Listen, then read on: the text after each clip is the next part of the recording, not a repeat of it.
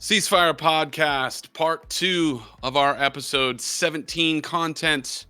Was the Asbury Revival real? Question mark. I'm Andrew. This is Lucas. We're going to go a little bit deeper, a little bit more personal on the subject matter here. I don't know about you, Lucas, but I have an extended history here with this idea, at least, and I've got some stories and some interesting things, and we're going to talk a little bit more, not just about the idea of revival, but some of the more mystical elements of the faith equation, whether we're talking about signs and wonders or miracles or healing, or there's a lot we can talk about here, but anytime anyone mentions the word revival, it conjures up connections to charismatic movements and Pentecostal movements, and quote unquote gifts of the Spirit, and a lot of concepts that also may spark controversy and division among Christendom, speaking in tongues and healing, and even other phenomena that have been a part of the charismatic and Pentecostal story in recent decades and centuries. So, man, I wanted to start this segment, I guess, by giving the audience and you a little bit of background from my story. I mentioned in the first segment I went to an Assemblies of God school for the second 2 years of college before I got my bachelor's degree. And how that came about, I was not a part of the Assemblies of God at the time. I was attending a non-denominational church, and I was working as a volunteer and a paid staff member as well at that church when I was the early part of my college years. And I ended up getting a scholarship it was called Southern California College back then, but it became Vanguard University right around the time I graduated. And I honestly didn't even know that it was Assemblies of God or what Assemblies of God was. I just know that they offered me a really good deal on going to school there and getting my communications degree, which it's funny, I chose communications and I ended up actually communicating with my life, but most people who choose that major don't end up communicating as much as I do. So it was actually the appropriate major. That's a sidebar, but I know all of these former communications majors like, man, I just chose that because of ... And I was like, no, I actually really wanted to communicate with people. That's why I chose the major. It was literal for me. So I went to this Assemblies of God school, and I arrived there. I didn't know a lot about it, but I found out very quickly that it's a very charismatic denomination. And that entire denomination was actually born out of what was called the Azusa Street Revival in the early 20th century. So I actually took a class my very first semester there on revival. And we studied the revival movement in the Assemblies of God. And we actually took tests on it. And one of the things, and I probably will never forget this, one of the things that the professor stressed was that, anyone can get together and get each other fired up, but it's the fruit of the event that is the test as to whether or not something is real or not, or lasting. Right. And that's kind of our basis for evaluation anytime, someone's claiming, oh, God's Spirit is moving. People are claiming that every day on social media. So it's like, how do we tell what's quote unquote real and not real? And we have to, if we're going to come about this the right way, we have to evaluate the after effects. And in this situation, we're not going to know. We can't know. There were thousands of people that were a part of this thing. And, only time will tell if there is lasting change that's produced in lives.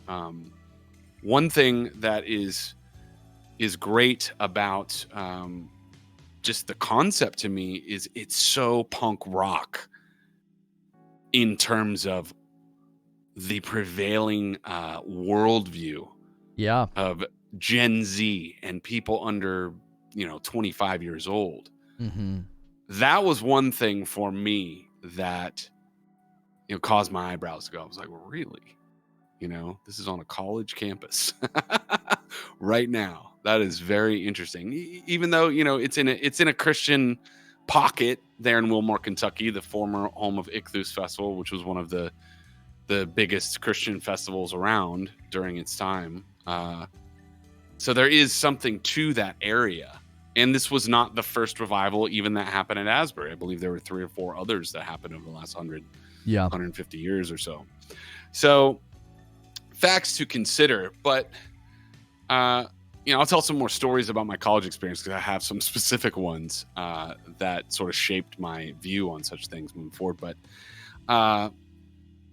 talk a little bit more just about your personal experience growing up in the church. Did you ever come across like revivals or charismaticness or Pentecostalness where, there was gifts of the Spirit and people were speaking in tongues and all that stuff? Yeah. Did you ever come across that? Well, I went to an independent Baptist church that was very much on the legalism, moralism sort of track of things. Okay. So no tongues, nothing Pentecostal. I mean, clapping would have been an oddity in a service, like even because we probably wouldn't have been able to clap on beat, but that didn't even happen. But we went to events that you would classify around slight revival-esque tropes. One was called Acquire the Fire. We went to an Acquire the Fire. I remember that. I remember that whole thing.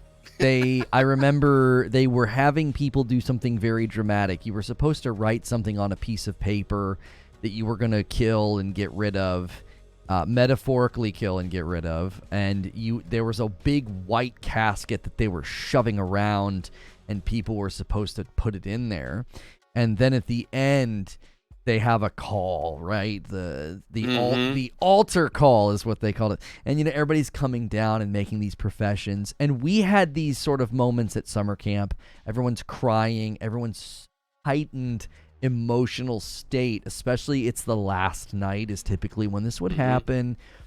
Everybody realizes it's the last night. We've had this mountaintop experience of being away from parents and responsibilities. And I think looking back, we all started to see the foolishness of it when it was too late. We had been kind of through it and come out on the other side. And it's like, yeah, that was just a bunch of emotional moments and emotional highs. And I think the difficulty is, how do you determine the difference between somebody who is having a very emotionally manipulated experience and somebody who's experiencing a mystical moment of conversion? They're having a spiritual experience.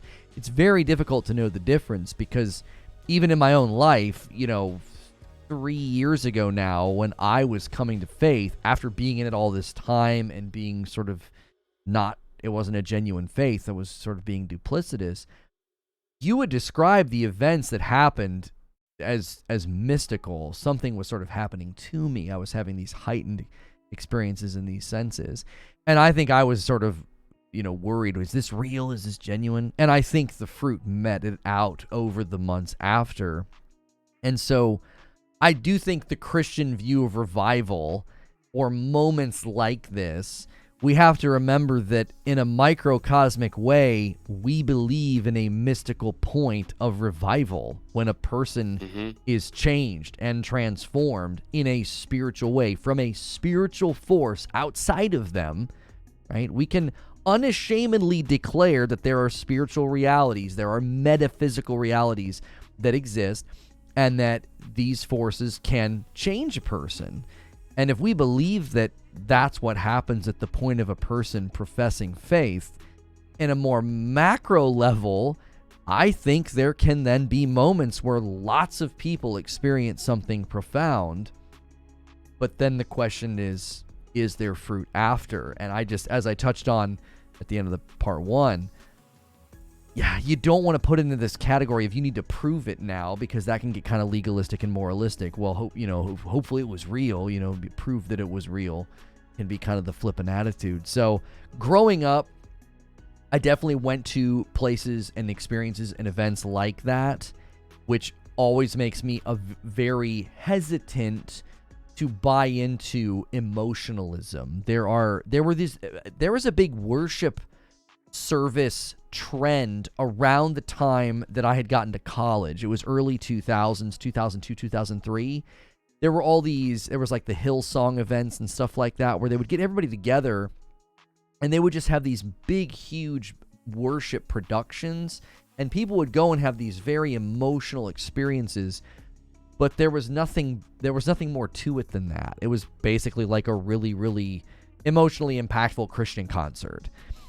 And so even in my college days, there was that sort of a thing going on. I don't think what happened at Asbury's in that category personally. From my own inquiry into it and looking at it and reading about it and kind of studying what was said, how they handled it, how they organized it, I think something else happened here. This was not some planned emotional manipulative thing. And you touched on this in the last episode. You're like, America needs this.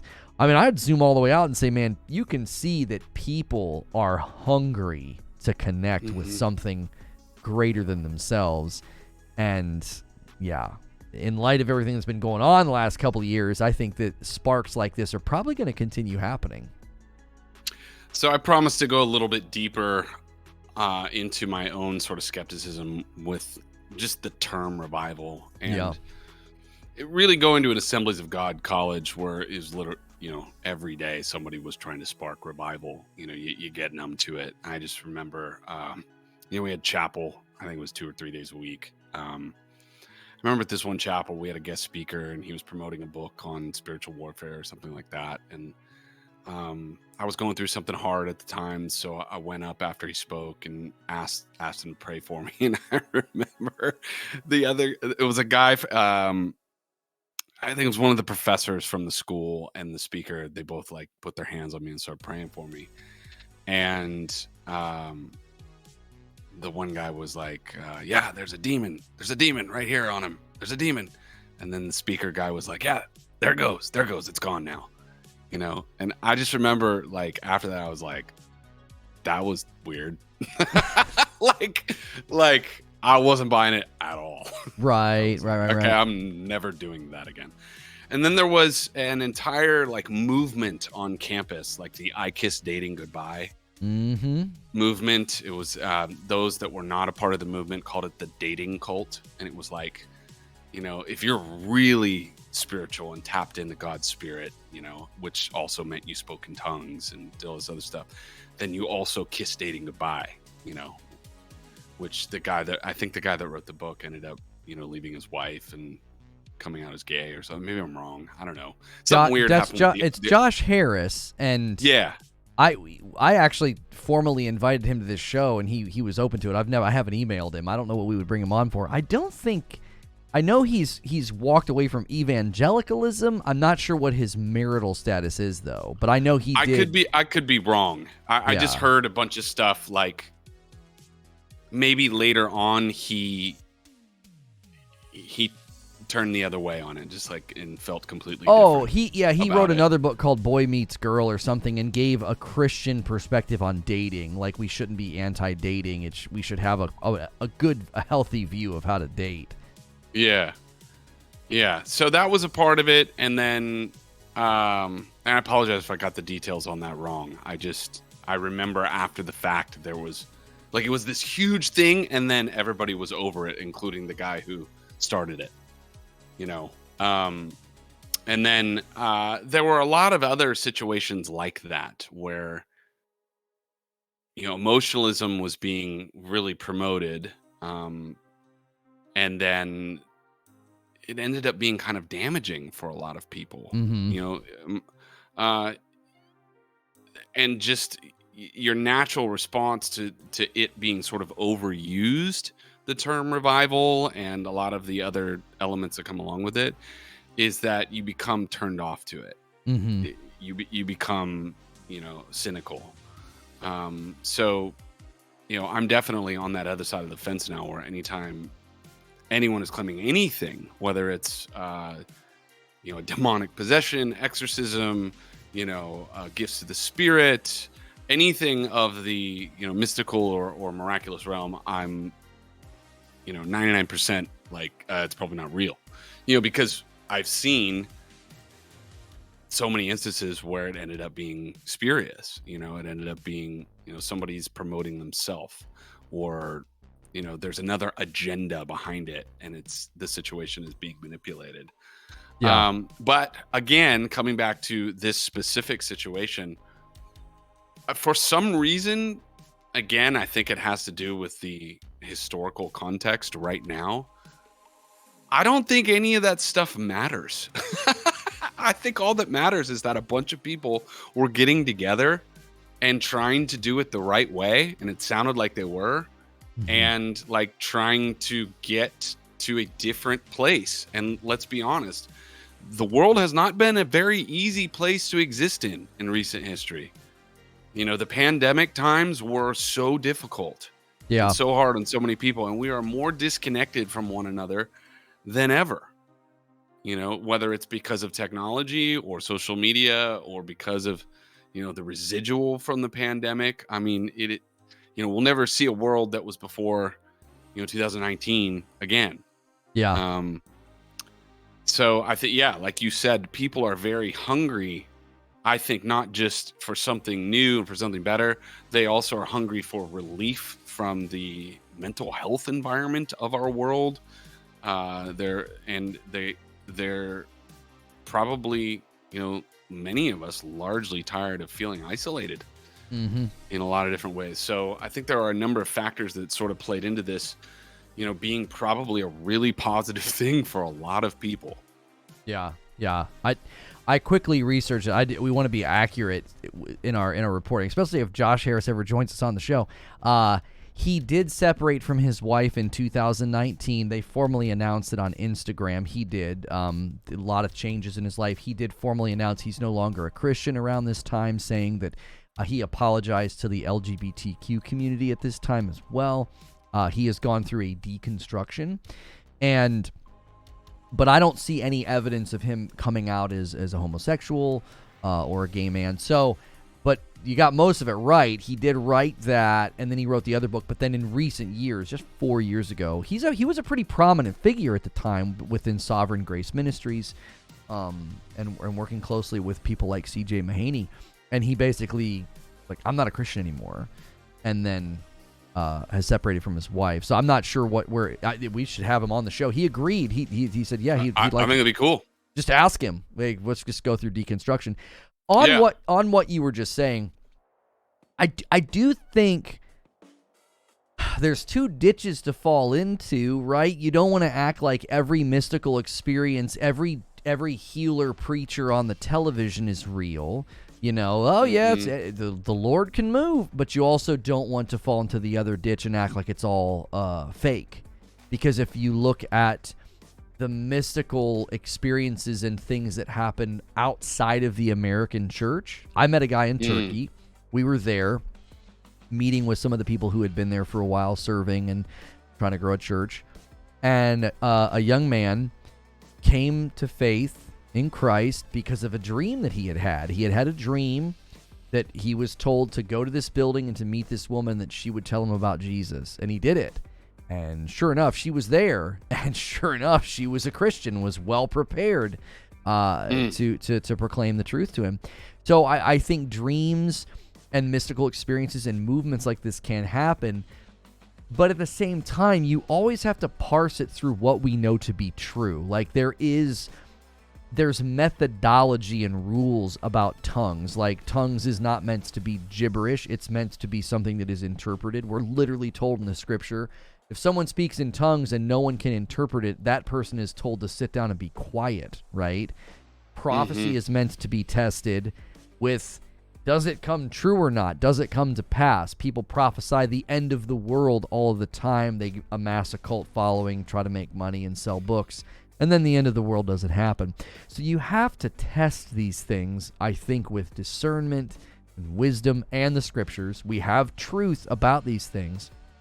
But I also think we have to leave room for the Spirit to move and to do things, because we're told in the scriptures that men will dream dreams like this. These sorts of bizarre things will take place, and the measure of the Spirit moving is always a visible faith, a lived out faith.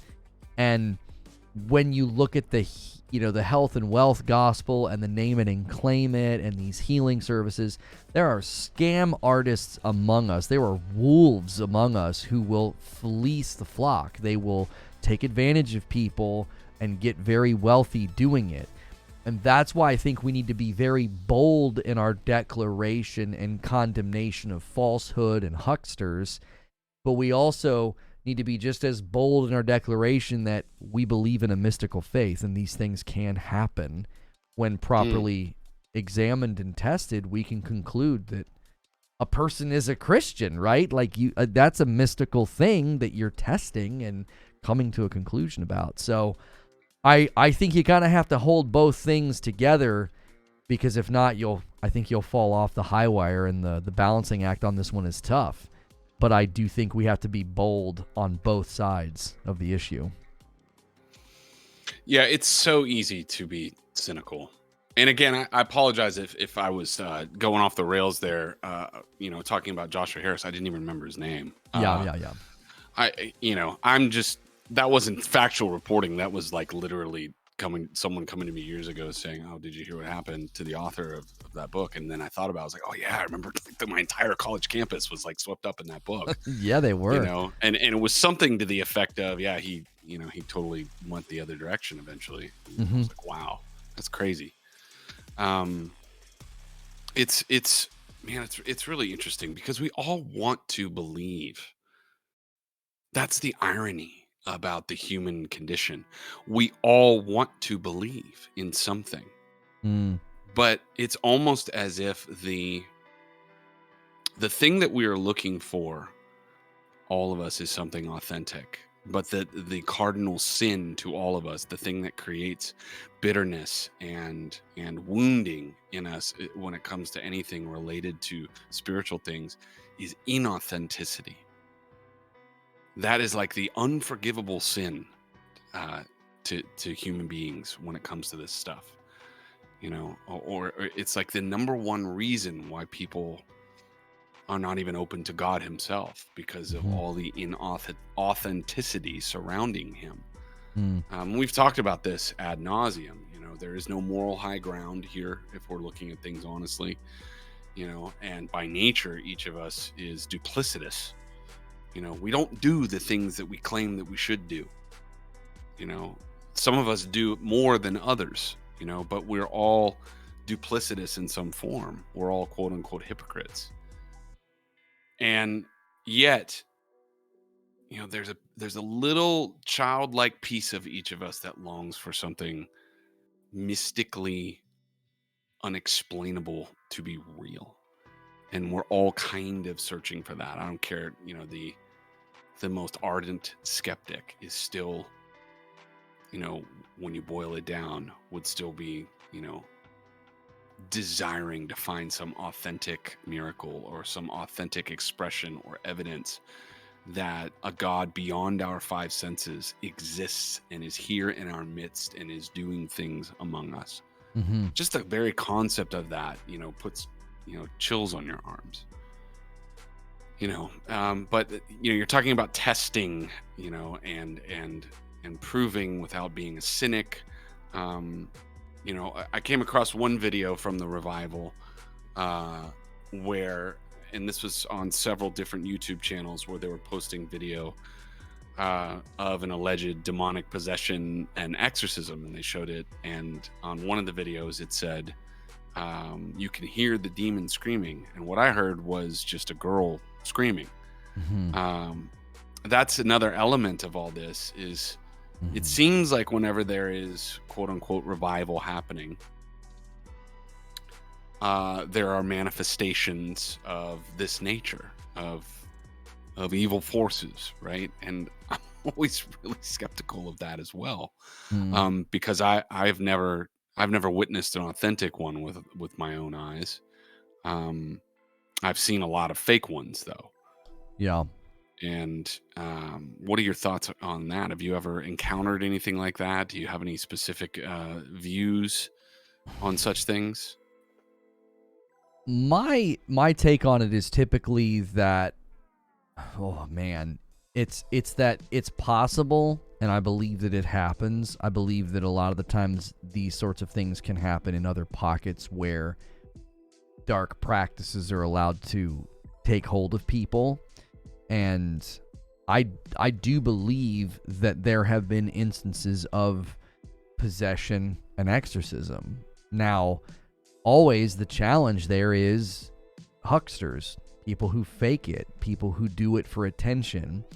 And that one I think is harder to measure, because there's also psychological conditions that can make a person act so erratic and so bizarre and so not, almost inhuman, that for them to suddenly change and stop would be difficult, I think, to explain. We would see this evidenced in the eyewitness testimony of the Gospels, that they were people that acted insane, and then a moment later were in their right mind. There was the guy that couldn't be bound by chains, and he cut himself with knives, and he was always just screaming and howling, and nobody could do anything. Nobody could go near him. And when people saw him in his own right mind, they were terrified because the transformation was so stark.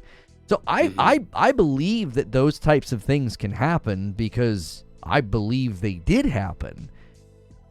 But much like the healing services and the scam artists in America, it's always tough to know whether or not it's true, because there are stories, especially of missionaries and witch doctors and all sorts of crazy things happening, and clearly mystical spiritual powers at work. And I'm always cautious, because there's accounts of people that take a great interest in this stuff, and bad things start happening to them and their family, and they almost come under attack, and it's like, oh my gosh. I believe there are true dark forces that exist, and people tap in and use those dark forces to do things that they ought not. And I believe there are times where the appropriate means of confronting that with truth and getting rid of whatever the dark force is, I believe it happens. But that one, I think, is harder to test the legitimacy of it, because you can sort of test someone's proclamation of faith. You can just sort of observe their life and their character and what they do in response. It's kind of tough with the demon possession thing, because, you know, was it somebody acting out for attention? Was this genuinely somebody that was like this for a very long time, and all of a sudden they're totally fine and in their right mind? And, you know, I think a lot of people are skeptical too of when they see these sorts of things happening outside of America. There is sort of this snobbery of, well, we're more informed and we're smarter. Yeah, we're more enlightened. Yeah, it's like, well, even if you read the eyewitness accounts in the Gospels, that's 2,000 years ago. There were people that were scared to see a guy in his right mind after he acted crazy, and they asked Jesus to leave. They're like, get out of here. We don't want you here. They were scared. So there wasn't like this, you know, fantastic thing happening where they're like, oh, this is amazing, this is awesome. So I think people look outside of America and think that sometimes, well, oh, those people are dumb and easy to be tricked. Like, you'd be surprised historically how we're not any more intelligent or informed in the grand scheme of history.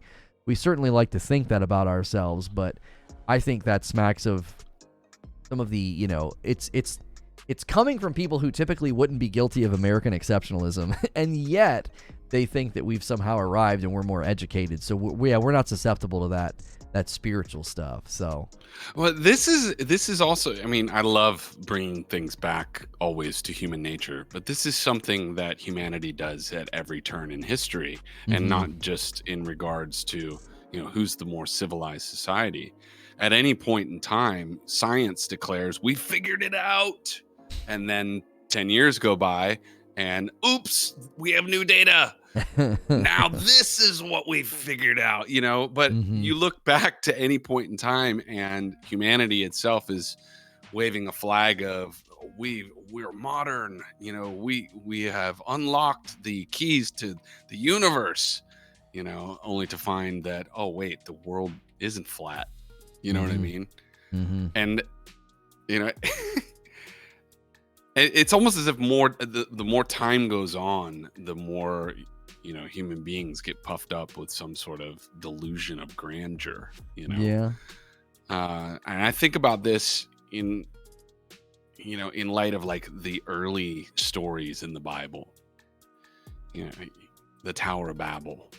Here's, you read that story and it kind of, I remember the first time I read it, it didn't really make sense. Like, okay, they're trying to build a tower to reach heaven. Mm-hmm. I don't get it. Why would these people were really dumb back then? Why would they try? Don't they know that, it doesn't matter how tall the building is, they're not going to reach heaven. But then I sort of saw the spirit behind it and kind of understood, oh, this is about technology. This is about human beings getting together, and it's a commentary on who we are as a race collectively. Mm-hmm. We are constantly going to be striving to replace God, apart from God. And that's the sentiment always. That is a large part of this, like a post-Christian movement. And the post-evangelical movement, the post-biblical movement, and all this stuff. Like, oh, we've graduated beyond these archaic concepts that are found in the Bible. That's kind of the spirit behind it. And you read, there are a lot of books out there that talk about this. Like, we've been treating the Bible wrong, this entire time, but it's really this. This is the ex-evangelical kind of movement, or the progressive Christian movement. And I feel like it all sort of comes from that same spirit, that same idea, where it's like, okay, we have all the information. Now we know the way things really are in 2023. But we're going to get further down the road as a society, and then new facts will come to light that will throw everything that we believed prior to that, down the tubes. What's going to happen when we actually have psychological data points on the effect of social media on individuals and society? Yeah. It's going to be, this was actually really destructive for all of us, and we figured it out now. But now we have this new platform and way of connecting, Yeah. It's the same story over and over and over again. Nice sweater, by the way. I like your sweater. Thank you. It doesn't even really go necessarily with my t-shirt, but I was like, it's cold. No, man. That's why I like it. I've just embraced dad. It's like fashion. a house sweater. Yeah. You know what I mean? When it gets cold, I don't have a problem embracing dad fashion. It's just like hoodies and slippers and sweaters. I'm like, I'm not trying to look cool. I'm trying to stay warm. Oh, man. sames. Yeah. And I get cold very easily. So I'm constantly grabbing for anything that will keep me from cold. So I relate to that. And I live in Southern California. Yeah. Yeah. Well, what we could maybe do in the debrief is pushing a little bit more on, American Christianity and sort of the intersection of that with technology that is happening, and why some of this is going to get harder and harder to be discerning and wise about, because so much is fake, so much is not real. Even deep fake tech is standing to threaten our ability to know what's real or not. And on the subject of if a revival was real or not, we're going to have to start to think about these things in the realm of opportunists and wolves and the people that would seek to mislead and trick us or trick others. So that might be fun to we've been trying to think about how we get people to listen to the debrief, maybe dangle a question or a discussion, and we can still debrief on the episode, but that might be fun to bat around. And if people want to listen to that, they gotta support the Patreon, because that's where those debriefs hit right now. So on that note, we're gonna wrap this episode and say, please join us over at the debrief. Ceasefirepodcast.com. I misquoted the link because I'm doing Lucas's job on this episode, and I'm an amateur. Lucas is the professional. We're just trying to break things up a little bit here. Whatever. Oh man! Shout to Joshua Harris. I got the details wrong. I'm owning it right now. That'll be the episode. Apologize. That'll be the episode. Yes. Is Josh Harris gay? They'd be like, no, I that's swear somebody said that to me, They'd be but like, I "That's don't why even you're-" remember his name, so I got it all wrong. that's I why got you're it all having- wrong. He'll be like, that's why you're having me on your show. Like, no, shortest interview ever. Oh man. All right. Oh man. So join us in the debrief, and if you haven't, I believe the phrase is smash the like button Yeah, and smash. smash the subscribe button. Do it. That's what Smash. a lot of YouTubers say. Yeah. Smash that like So button. now I'm subscribe. official. I'm in the club because You I are. said smash the like button. Yeah. We need new words though, like because crush that subscribe button. Yeah. Stomp. Do that and then just do your outro so we can end the episode. Destroy the subscribe button. Okay. All right, guys. We'll see you in the debrief. Thank you for joining us today. For Lucas, I'm Andrew. Have a great life.